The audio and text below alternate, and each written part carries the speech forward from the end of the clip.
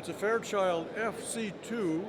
It was used by Admiral Byrd down at Antarctica back in the mid-30s, early 20s. And I decided to build it because it's a historical airplane and nobody else has built it to my knowledge, so I thought it'd be a good subject to go ahead and build. So it took about a year to build. The floats take about 4 months to build just by themselves, and there's about 10,000 rivets on the floats. So it's a labor of love. So who's the pilot inside? You usually are accurate that way too. Yeah, we got a pilot inside grabbing the control wheel, and it's a hand-carved propeller on it. Takes about a week to build one of those propellers from scratch. You have to laminate the wood and everything before you even start carving the propellers.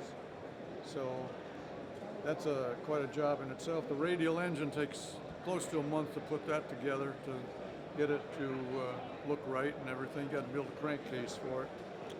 It's covered in solar tex and painted with Rust-Oleum paint. Plane weighs about 50 pounds, so it's a little bit heavy, but I build them so they don't fly apart. So when you were a little kid, what's the first time you remember? When did you become aware of airplanes? I was about 7 years old. I've been building these things now for 75 years. But I started in building the little 10-cent models during the Depression, and I ended up with maybe 15 or 20 of them that I lined up on the coal shed, and every so often when I got tired of an airplane, we'd take them outside and light them on fire and let them go. So we'd dispose of them real quickly, but it was really neat to see them burn.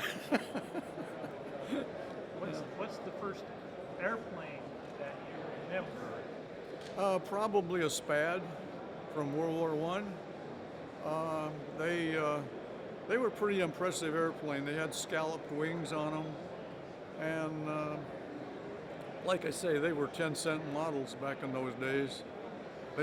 We'd go to the dime store and buy the models, and they had the 10-cent, the 25-cent, the 50-cent, and the dollar kits.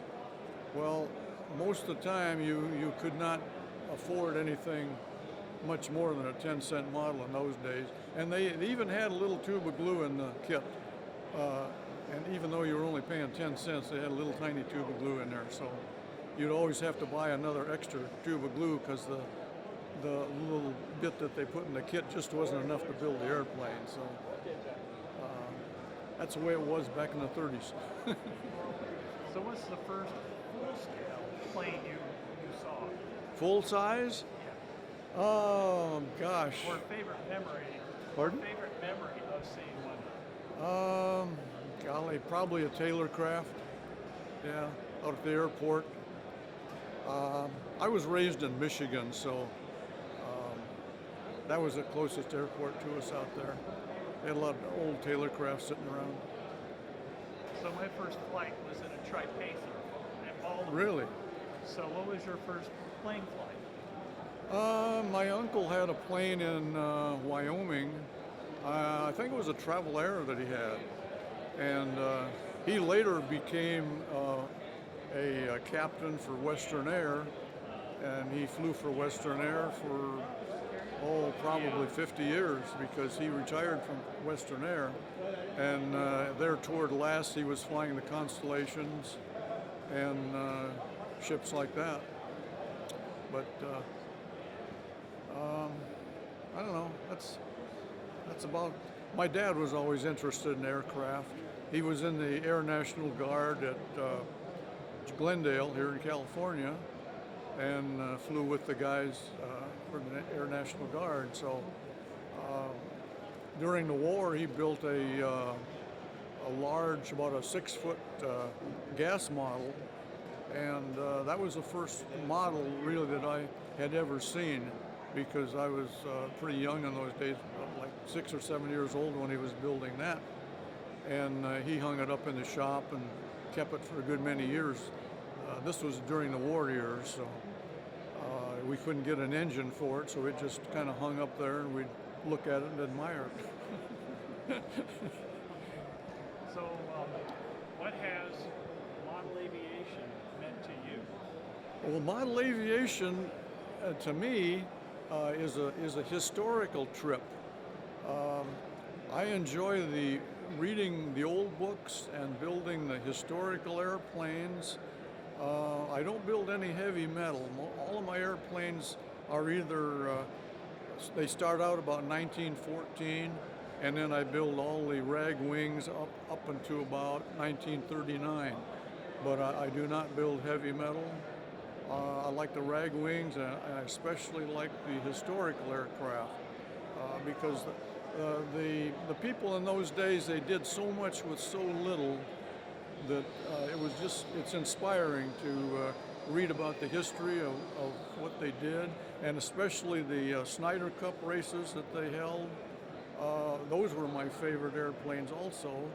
I built a quarter scale Ferry seaplane. That was my first big airplane. That was quarter scale. And I built that in 1989, and then I built a Sopwith Snyder race plane. That was the next one I built. And we'd take them down to Lake Havasu and fly them. And we had the Snyder Cup races down there from the period of 1989 till about 1994. So it was a very interesting period of time, and my other flying buddies at Canyon Lake, they built the Mach-E MC-39s, and they also had that down at Lake Havasu too. So we had a grand time down there flying at the Nautical Inn, and it was really a great time to be in the hobby. Cool, thanks. Thank you, sir. All right, well, it's good to see you again. Well, thank you.